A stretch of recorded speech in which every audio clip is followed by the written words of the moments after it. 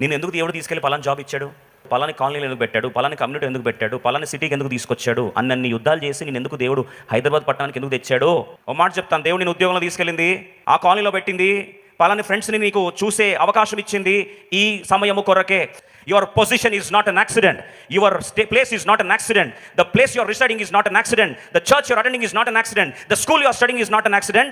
The workplace that you are going is not an accident. In fact, God has placed you with a purpose.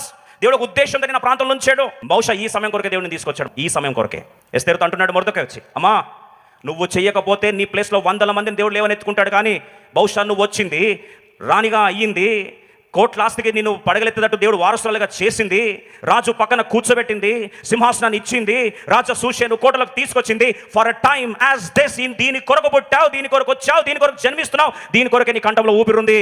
జాగ్రత్త, మళ్ళీ ఒకసారి జ్ఞాపకం చేస్తున్నా. ఎవరికి సాక్ష్యం చెప్పాలని దేవుడు ఆశపడుతున్నాడు, ఎవరిని దేవుని వైపు ఆకర్షించాలని ఆశపడుతున్నాడు, వారి దగ్గరికి నేను తీసుకెళ్ళాడు దేవుడు. నువ్వు సరైన వ్యక్తివని నేను తీసుకెళ్ళాడు.